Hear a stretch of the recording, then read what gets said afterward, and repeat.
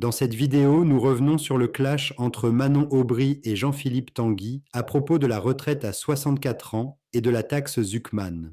Nous pouvons même entendre l'exaspération du journaliste qui a du mal à stabiliser le débat. Les Françaises et les Français savent que vous n'êtes pas du côté des travailleurs, pas du côté de ceux qui galèrent, et demain, ceux qui seront dans la rue, c'est d'abord ceux qui galèrent. Question à l'une et à l'autre, très brièvement, puisqu'on va aller sur le fond. Si vous voulez, quand on a 70% des ouvriers, 60% des employés qui votent pour l'Assemblée nationale... Vous êtes une arnaque sociale, j'ai pas peur de le dire, monsieur Tanguy. Vous êtes une arnaque sociale. Mais heureusement, vous êtes... Je suis là aussi pour exposer la vérité de vos positions. Non, là, vous avez fait que mentir, parce que donc la retraite à 64 ans... Non, c'est pas mon genre de mentir. Si, là, vous avez fait que mentir, donc on a voté la retraite par capitalisation, c'est pas la position de monsieur Bardella? Vous changez de sujet, là. Donc on non, là, je parle de votre position sur la retraite. Vous assumez pas, monsieur Tanguy? C'est incroyable. Vous assumez pas? Vous ne supportez pas qu'on vous donne les faits. Est-ce qu'on a voté contre la retraite à 64 ans? Il n'y a pas eu de vote. Si. Il n'y a pas eu de vote. Si, il y a eu des votes. Il y a eu des votes sur des niches. Mais si, il y a eu des votes sur des niches. Il n'y a pas eu de vote, monsieur Tanguy, vous le savez comme moi. Vous dites n'importe quoi, donc tout le monde pourra vérifier. Il n'y a pas eu de vote, ils sont passés par 49.3. C'est pas parce que vous m'interrompez sans... Moi, vous savez... Non, mais je vous dis la vérité, je sais qu'elle est difficile à entendre, monsieur Tanguy. C'est très facile à entendre, parce que vous dites n'importe quoi, et après vous étonnez, vous faites semblant de vous étonner que vous faites des scores minables, notamment vous aux Madame et monsieur, on va entrer sur le fond du débat de demain. Je n'ai pas traité de minable, monsieur Tanguy, moi j'ai été assez respectueuse. J'ai du respect, y compris pour vos électeurs. Madame Aubry, non mais juste pour préciser, pas d'attaque personnelle, s'il vous plaît. Non mais donc vous êtes une personne, vous n'êtes pas un score. Donc si vous considérez que dire que vous êtes un score minable, si vous traitez de minable, là il y a un petit problème sans doute d'écoute. Juste, vous pouvez respecter nos électeurs comme on respecte vos électeurs. J'ai toujours respecté vos électeurs et vous traitez. Il y a beaucoup de vos députés qui traitent nos électeurs de fascistes. Pour le reste, sur le fond, parce que je m'en tiens au fond. D'imbéciles, parce que là vous les traitez d'imbéciles. La vérité, c'est que vous avez refusé à de très nombreuses reprises de faire tomber les précédents gouvernements, que ce soit le gouvernement Bayrou ou le gouvernement Barnier. Et à de très nombreuses reprises, vous n'avez pas voté les motions. Vérité parallèle. Parce que on va parler de l'avenir. Vous êtes la béquille des macronistes et vous le savez bien. Vous avez appelé à voter pour eux 4 fois. Monsieur Tanguy, l'un et l'autre, s'il vous plaît. La question de la taxe Zuckman. Un sondage, j'aimerais vous le soumettre, et à vous aussi, chers éditorialistes, c'est ce sondage assez impressionnant où on voit, on l'approuve ou non, le succès de la taxe Zuckman dans l'opinion. Je rappelle son idée, 2% de taxation sur tous les patrimoines supérieurs à 100 millions, ça représenterait 1800 foyers fiscaux, et on entendait sur ce plateau des gens très opposés. Pierre Gattaz disait ce serait un désastre, il parlait de loi scélérate. Or, regardez l'opinion. C'est très impressionnant. Chez vous, à France Insoumise, c'est logique, c'est une idée que vous soutenez très fortement.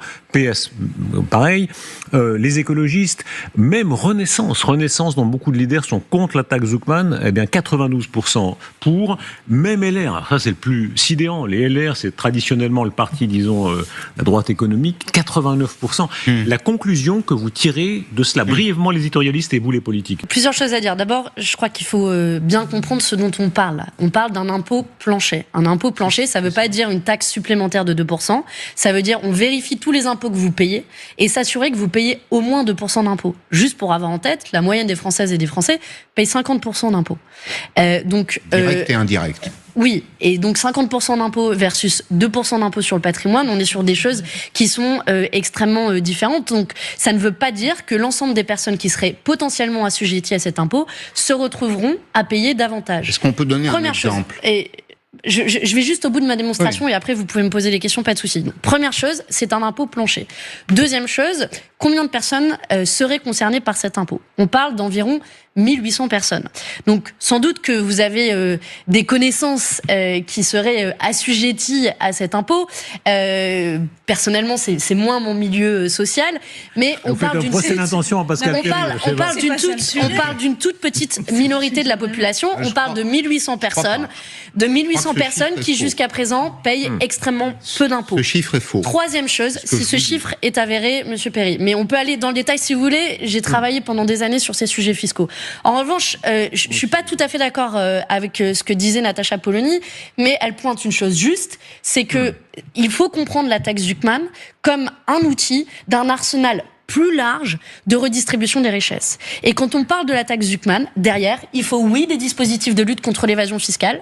On a, par exemple, la moitié des recettes perdues en matière d'évasion fiscale qui sont pris par des pays européens. Le Luxembourg, les Pays-Bas, l'Irlande, Malte.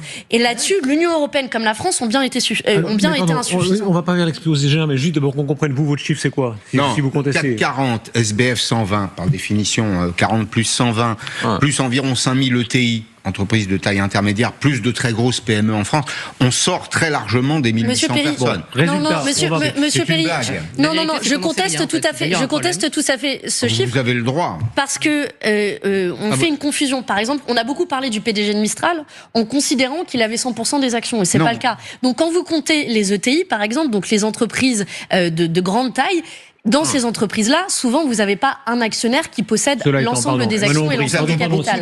C'est pas le cas de toutes les entreprises. De toute façon, on parle de quelques milliers. Mais dans tous les cas, on parle d'une toute petite minorité. Et je terminerai juste par dire quelque chose sur le Rassemblement national. C'est vrai que je suis assez frappée. Je suis assez frappée. Bon, c'est un débat politique, acceptez le débat. Je suis assez frappée quand même de la manière avec laquelle le Rassemblement national défend avec pas mal de zèle, je dois le dire, l'intérêt des plus riches de notre pays. Parce que non seulement vous opposez à la taxe Zuckman, mais je me souviens qu'à plusieurs reprises, vous avez voté contre la TVA sur les produits de luxe. Vous avez voté aussi... C'est faux, madame. Si, non, c'est tout à fait vrai. Contre la taxation sur les yachts et les jets privés. Non, mais ce sont des exemples très précis de qui doit contribuer. Et pardon de dire que le Rassemblement national est du côté de l'intérêt des plus riches. S'il vous plaît, non. Enfin, je ne peux jamais répondre sur les accusations de madame Aubry. Il faut assumer vos positions. C'est pas nos positions. Écoutez, c'est moi qui suis en charge des votes de la commission finance. Donc on pourra aller vérifier. Mais vous pouvez alors, vous irez vérifier, pardon. Et on ira vérifier ici, s'il vous plaît. La TVA sur les produits de luxe, c'est des propositions de Marine Le Pen à la présidentielle. Donc, il y a un moment, il faut un peu travailler. Et donc, vous avez voté contre. Alors, s'il vous plaît, l'un et l'autre. S'il vous plaît, j'aimerais vraiment vous entendre, pardon. Ils ont jamais voté, vous avez jamais voté nos baisses de TVA sur l'énergie. S'il vous plaît, voilà, fini. Arrêtons-nous. Ah oui, parce que vous défendez le marché de l'énergie européen. S'il vous plaît, madame, s'il vous plaît. Plus un seul vote passé. C'est un monde parallèle. Parce que ce sont les plus favorisés, qui ont les plus de moyens, que la liberté des capitaux, le monde qu'a construit Emmanuel Macron et ses prédécesseurs. Il y a une liberté des capitaux et les plus favorisés ont une facilité de partir. Dans la journée, ils peuvent aller à la fois à New York, à Paris, au Luxembourg, à Bruxelles, à Genève. Enfin, tout ça est un monde parfaitement ouvert. Mais je voudrais rajouter, quand on prend les 100 millions, pourquoi c'est grave pour l'industrie ? Parce qu'en fait, c'est très capitalistique, l'industrie. Donc en fait, vous êtes un investisseur qui croit encore dans les usines en France. Vous avez une entreprise métallurgique, par exemple, qui est très capitalistique, avec des machines lourdes, des moyens de dépollution lourds. Vous arrivez très facilement à 100 millions d'euros, alors que vous vous battez pour maintenir une industrie qui est pas très rentable, en fait, dans le pays. Alors que, par contre, vous êtes un grand cabinet d'avocats à Paris, qui brasse des milliards, il y en a qui brassent des milliards à Paris de chiffre d'affaires, mais il n'y a pas de capital, il n'y a pas de fortune personnelle. Voilà, c'est un cabinet avec un carnet d'affaires. Et eux, ils vont pas être sanctionnés. Donc, vous voyez, en fait, en fiscalité, le diable est dans les détails. Juste là-dessus, les 500 plus grandes fortunes ont doublé leur richesse depuis qu'Emmanuel Macron est au pouvoir. Est-ce que le salaire de ceux qui nous regardent, du boulanger, de l'électricien, des professeurs ont doublé depuis 8 ans? Non, absolument pas. Et je refuse qu'on leur demande à eux de payer plutôt qu'aux plus riches. Pour avoir votre avis aussi là-dessus, précisément. Ah, mais il est évident qu'une partie des plus privilégiés ont une capacité à se soustraire au système fiscal et que c'est la classe moyenne supérieure d'ailleurs qui paie l'essentiel de la note. Mais sauf que la taxe Zuckman, madame, ne fonctionnera pas. Voilà, ça ne fonctionnera pas parce que ça, paradoxalement, ça frappe des gens qui ont la puissance financière et la liberté de circulation d'aller où ils veulent. Vous savez, ils peuvent très bien continuer à vivre en France et en fait faire croire qu'ils ont mis l'argent ailleurs. Et en fait, c'est pas très logique, si je peux me permettre ce que vous dites, parce que moi. Donc on arrête de taxer les plus riches qui risquent de s'évader. J'ai dit qu'il faut juste avoir, c'est marrant, il n'y a pas avoir de nuance, juste réfléchir sur quelle est la meilleure taxe possible.